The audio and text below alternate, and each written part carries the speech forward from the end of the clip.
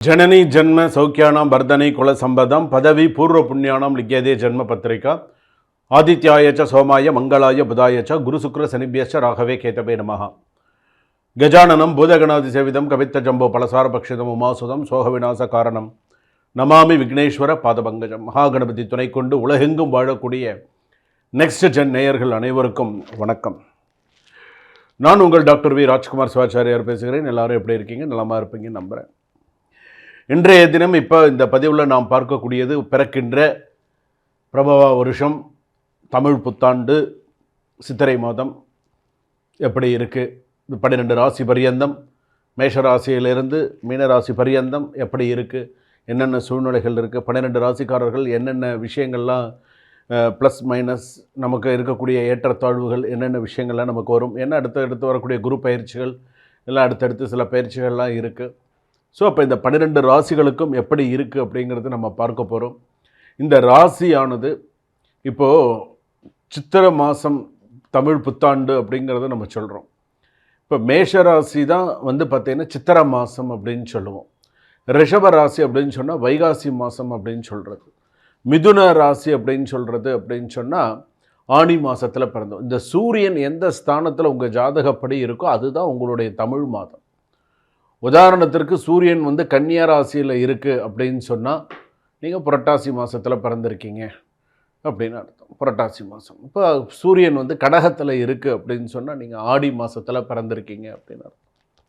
So இது போல் 12 ராசிக்கும் பார்த்திங்கன்னா இந்த சூரிய பகவான் இந்த மாதம் வரக்கூடிய இது இப்போ மீனராசியிலேருந்து மேஷ ராசிக்கு சூரிய பகவான் பிரவேசிக்கிறார். அதுதான் பார்த்திங்க அப்படின்னு சொன்னால் புதிய, அதாவது அந்த தமிழ் புத்தாண்டில் பார்த்திங்கன்னா இந்த சூரிய பகவானை பேஸ் பண்ணி தான் எல்லாமே. இப்போ அந்த சூரிய பகவான் அந்த ராசிக்கு பிரவேசிக்கும் பொழுது எப்படி இருக்கும், 12 ராசிக்கெல்லாம் எப்படி இருக்கும், மற்ற கிரகங்கள் எல்லாம் பேஸ் பண்ணி எப்படி இருக்கும், சூரியன் முதல், அது சுற்றி இருக்கக்கூடிய கிரகங்கள் நீங்கள் நவகிரகத்தில் பார்த்துருப்பீங்க. ஸோ இந்த கிரகங்கள்லாம் எப்படி இருக்குது அப்படிங்கிறத நம்ம பார்க்க போகிறோம். கடைசி வரைக்கும் வீடியோ ஸ்கிப் பண்ணாமல் பாருங்கள்.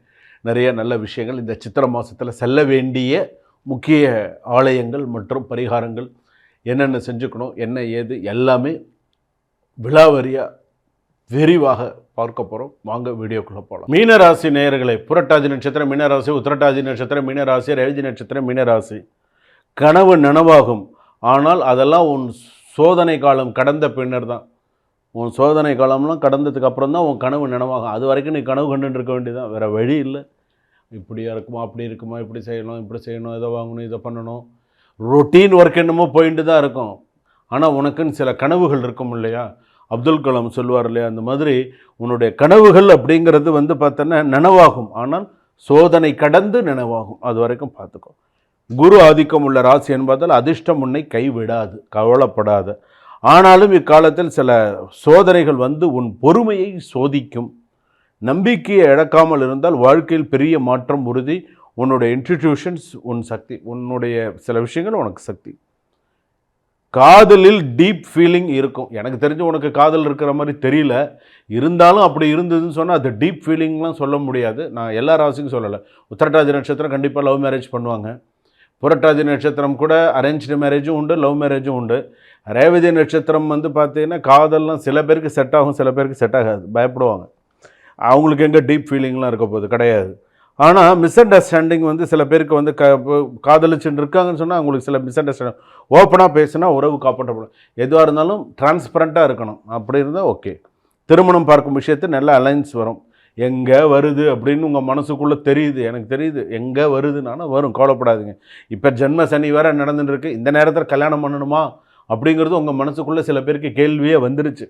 என்கிட்டே ஒருத்தர் கேட்டார், சாமி எனக்கு இப்போ ஜென்ம சனி நடக்குது, இந்த நேரத்தில் நான் கல்யாணம் பண்ணி மனைவியை வச்சுட்டா அது ஒரு சனியாக வராதா அப்படின்னு கேட்குறாரு. நான் என்னன்னு சொல்கிறது சொல்லுங்கள், அது எனக்கு ஒரு சனியாக வராதா அப்படின்னு. ஏயா கல்யாணம்னுற அப்புறம் அது சனி வராதான்னு கேட்குறீங்க, அப்போ எனக்கு 2 சனியாக இருக்காதான்னு கேட்குறாரு. நான் என்னன்னு சொல்கிறது சொல்லுங்கள். ஜென்ம சனியாக இருக்குது அப்படிங்கிறது ஒன்று. இந்த நேரத்தில் உனக்கு கல்யாண குரு பலன் நீ கல்யாணம் பண்ணுறது உன்னுடைய தசாபுக்தி, உன்னுடைய ஜாதகம், உன்னுடைய சில விஷயங்களை நீ பார்த்து கல்யாணம் பண்ணு. அலைன்ஸ் தேடி வருதா, நல்ல விஷயங்கள் வருதா பார்த்து கல்யாணம் பண்ணு. பண்ணாமல் இருக்காது. பண்ணணுன்னு ஒரு விஷயம் வருதுன்னா பண்ணு. டிலே ஆச்சு, டிலே ஆகிறது சாத்தியமாக இருக்கா, ஓரளவுக்கு நிறைய நல்ல விஷயங்கள் கூடி வருதா பண்ணு. ஏற்கனவே எனக்கு ஜென்ம சனி நடக்குது, இந்த நேரத்தில் எனக்கு ஒரு கல்யாணம் அவசியமா அப்படி நீ முதலும் கோணல் முற்றும் கோணல் ஆகிடும். நீ 2வது ஒய்ஃபை சனியாக நீ நினச்சேன்னு அது டபுள் காட்டு போட்டு பக்கத்தில் படுத்து தான் இருக்கும், வேறு வழி இல்லை. அப்போ நீ கஷ்டப்பட்டு தான் ஆகணும். நீ கஷ்டப்படாமல் இருக்கணும்னு உன்னுடைய சில விஷயங்களை பார்த்து செய். நம்பிக்கை இழக்காமல் இருந்தால் வாழ்க்கையில் பெரிய மாற்றம் உறுதி. நிறைய நல்ல விஷயங்கள்லாம் இருக்குது. ஸோ கவலைப்படாது. குடும்பத்தில் ஆதரவு இருக்கும். ஆனால் நல்ல ஹிடன் இஷ்யூஸ் எல்லாம் வெளியே வரும். மறைமுக பிரச்சனைகள், மறைமுக எதிரிகள்லாம் வெளியே வருவாங்க. மறைமுக பிரச்சனைகள் எல்லாம் வெளியில் வரும். பெரியவர்கள் ஆலோசனை கேட்பது நல்லது. வீட்டில் ஆன்மீக சூழல் அதிகரிக்கும். வீட்டில் நிறைய நல்ல விசேஷங்கள், சுபகாரியங்கள், சுப விசேஷங்கள், நல்ல விஷயங்கள்லாம் நடக்கும். பெரியவங்களை கேட்டு எல்லாம் எதுவாக இருந்தாலும் செய்யுங்க. வேலைகள் ஸ்லோ ப்ராக்ரஸ் இருக்கும், ஆனால் ஸ்டடி க்ரோத் உறுதியாக இருக்கும்.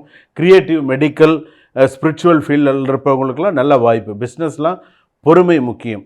உடனடி லாபம் எதிர்பார்க்காதீங்க. வேலை விஷயத்தில் எல்லாத்துலையும் நிறைய நல்ல விஷயங்கள்லாம் இருக்குது. கால், பாதம், தூக்கம், மன அழுத்தம் தொடர்பான பிரச்சனைகளில் கவனம் தேவை. இப்போ நான் சொன்ன விஷயத்துலலாம் கவனமாக இருங்க. கால், 2வது பாதம், தூக்கம், மன அழுத்தம் தொடர்பான விஷயங்களை கவனமாக இருங்க. ரொம்ப மன அழுத்தமாக இருக்கா, மைண்டு ரிலாக்ஸாக இருக்கிறதுக்கு ட்ரை பண்ணுங்கள். ரொம்ப மன அழுத்தத்தோடு இருந்தீங்கன்னா உங்களுக்கு சண்டை தானாக வரும். கோர்ட்டு கேஸ் விஷயத்துலலாம் கொஞ்சம் கவனமாக இருக்கும். டிவோர்ஸ் விஷயத்தில் எமோஷனல் டிசிஷன் அவாய்ட் செய்வது நல்லது. பண வரவு மாடரேட்டாக இருக்கும். அன்எக்ஸ்பெக்டட் செலவுகள் இருக்கும். சேவிங்ஸ் கொஞ்சம் டிசிப்ளின் தேவை. சேவிங்ஸ் விஷயத்தெல்லாம் கொஞ்சம் டிசிப்ளின் தேவைன்னு என்ன, வாங்குகிற சம்பளத்தை வாங்கி குடிச்சுட்டு இது பண்ணுறது கிடையாது. கொஞ்சம் பார்த்து அது தேவையற்ற செலவாக தோணுதோ அதெல்லாம் செலவு பண்ணணும். எது தேவையோ அதுக்கு சேர்க்கணுங்க. ஸ்பிரிச்சுவல் எக்ஸ்பென்சஸ்லாம் கூட அதிகரிக்கலாம். வியாழக்கிழமை, ஞாயிற்றுக்கிழமை இந்த 2 நாள்லையுமே அம்மன் வழிபாடு நிறையா பண்ணுங்கள். அம்மன் சம்பந்தப்பட்ட தெய்வம், பைரவர் வழிபாடு பண்ணுங்கள். இந்த மாதிரி நீங்கள் வழிபாடு செய்யும்போது உங்கள் ராசிக்கு சிறப்பாக இருக்கும். அதுவும் தமிழ் புத்தாண்டில், அதுவும் இப்போ ஜென்ம சனி நடக்கிறது, இப்போ அடுத்த 5ல் குரு வரப்போகிற, அடுத்தடுத்த ஸ்தானங்களில் நல்லா இருக்குது. இருந்தாலுமே பைரவர் வழிபாடு, மற்ற வழிபாடுகள் உங்களுக்கு உறுதுணையாக இருக்கும். சுபம்.